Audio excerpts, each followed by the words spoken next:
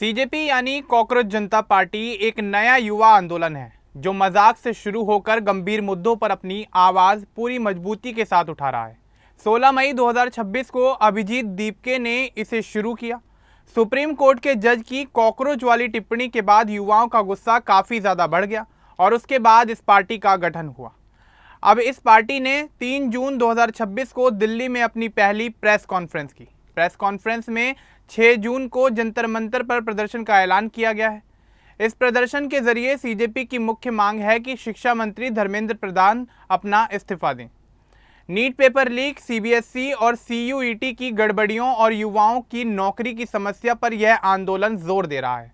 इस आंदोलन का मकसद शांतिपूर्ण तरीके से युवाओं को सड़क पर लाने की कोशिश है। तो चलिए आगे बढ़ते हैं और आपको विस्तार से बताते हैं कि आखिर क्या है ये पूरा मामला। दरअसल कुछ समय से कॉकरोच जनता पार्टी देश भर में चर्चा का विषय बनी हुई है। अभिजीत दीपके नाम के एक युवा ने इस पार्टी की नींव रखी। पहले वे आम आदमी पार्टी के साथ काम कर चुके हैं और अब राजनीतिक संचार के काम में जुटे हुए हैं। असल में यह पार्टी एक मजाक के रूप में शुरू हुई थी। सुप्रीम कोर्ट के जज सूर्यकांत ने एक सुनवाई के दौरान कुछ बेरोजगार युवाओं को कॉकरोच और परजीवी कहा था। उन्होंने बाद में स्पष्ट किया कि वे फर्जी डिग्री वालों की बात कर रहे थे, लेकिन जस्टिस सूर्यकांत की टिप्पणी युवाओं को काफ़ी बुरी लगी। सोशल मीडिया पर यह बात तेज़ी से फैल गई और लोग मजाक उड़ाने लगे। अभिजीत दीपके ने इसी गुस्से और मजाक को एक प्लेटफॉर्म दे दिया। उन्होंने 16 मई 2026 को पार्टी की वेबसाइट और सोशल मीडिया अकाउंट शुरू किए और पार्टी का नाम रखा कॉकरोच जनता पार्टी, जो बीजेपी के नाम से काफ़ी मिलता जुलता है। पार्टी का टैगलाइन है voice of the lazy and unemployed. Party में सदस्य बनने के लिए कोई फीस नहीं, कोई सेल्फी या मिस्ड कॉल नहीं। बस जो युवा बेरोजगार हैं, ऑनलाइन ज़्यादा रहते हैं और सिस्टम की समस्याओं पर बोलना चाहते हैं, वे इस पार्टी से जुड़ सकते हैं। एआई टूल्स की मदद से पार्टी की वेबसाइट और घोषणा पत्र बनाया गया है।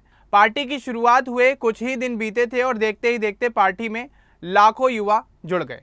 यह मुख्य रूप से जेनजी युवाओं का आंदोलन है जो ऑनलाइन गुस्सा जताते थे लेकिन अब सड़क पर आने की बात कर रहे हैं। पार्टी शिक्षा व्यवस्था की खराबी पर सबसे ज़्यादा जोर दे रही है। हाल ही में नीट यूजी 2026 का पेपर लीक हो गया।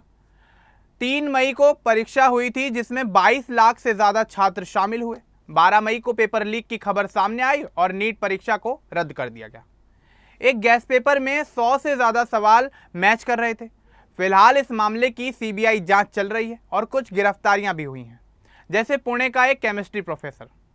लेकिन छात्रों का कहना है कि बड़े लोग बच गए और सिर्फ छोटों को सजा दी जा रही है। सीबीएसई और सीयूईटी में भी गड़बड़ियां हुई हैं। युवा कहते हैं कि हर साल ऐसे मामले आते हैं लेकिन कोई बड़ी जवाबदेही नहीं होती।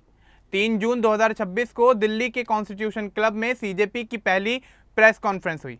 इसमें 3 प्रवक्ताओं ने हिस्सा लिया। मुख्य प्रवक्ता सौरभ दास, विजेता दहिया और आशुतोष रंका। अभिजीत दीपके अभी फिलहाल अमेरिका में है, लेकिन 6 जून को वे दिल्ली पहुंचेंगे। प्रवक्ताओं ने बताया कि 6 जून को होने वाला उनका यह प्रदर्शन शांतिपूर्ण तरीके से होगा।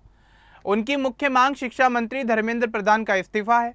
वे कहते हैं कि सिस्टम में सड़न घुस गई है और कम से कम जवाबदेही तो होनी ही चाहिए। 2 अधिकारियों का ट्रांसफर कर दिया गया है लेकिन बड़े लोगों पर कोई कार्रवाई नहीं हुई।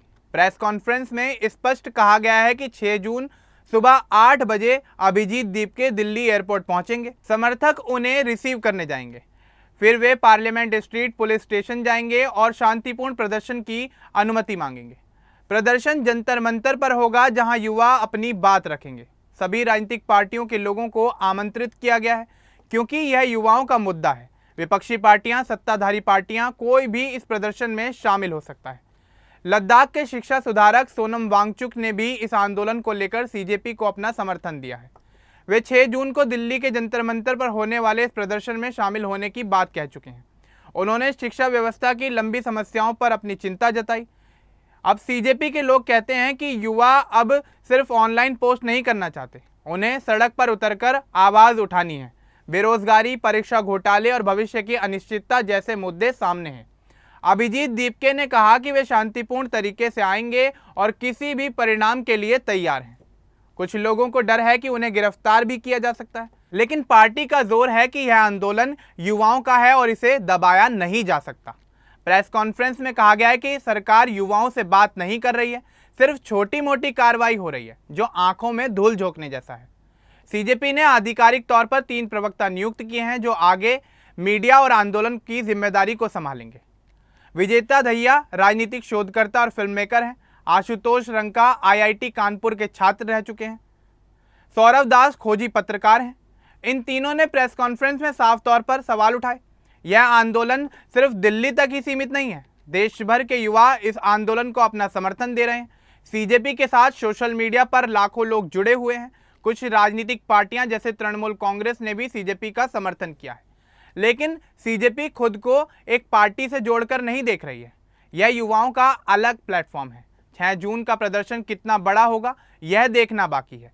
साथ ही इस पर सबकी निगाहें बनी हुई हैं कि सीजेपी को प्रदर्शन के लिए पुलिस से अनुमति मिलेगी या फिर नहीं।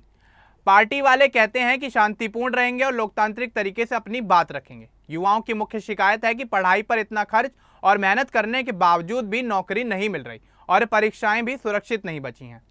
सीजेपी का मानना है कि कॉकरोच की तरह युवा भी मुश्किल परिस्थितियों में जीवित रहते हैं और लड़ते हैं। यह नाम अब गर्व का प्रतीक बन गया है। शुरू में मजाक था, लेकिन अब यह गंभीर मुद्दों पर सवाल उठा रहा है। अभिजीत दीपके और उनके साथी चाहते हैं कि युवा ऑनलाइन से बाहर निकलें और असली बदलाव के लिए प्रयास करें। प्रेस कॉन्फ्रेंस के बाद चर्चा बढ़ गई है। कुछ लोग इसे सपोर्ट कर रहे हैं तो कुछ इसे राजनीतिक स्टंट बता रहे हैं, लेकिन युवाओं में इस मामले को लेकर चर्चा तेज हो गई है। 6 जून को दिल्ली में क्या होता है इस पर सबकी निगाहें टिकी हुई हैं। फिलहाल सीजेपी युवाओं को जागरूक करने के लिए एकजुट करने की कोशिश कर रही है। अब इस पूरे मामले को लेकर आपका क्या कुछ कहना है हमें कमेंट बॉक्स में जरूर बताएं। बाकी इस तरह की और अपडेट्स के लिए हमारे चैनल को सब्सक्राइब करना ना भूलें। धन्यवाद।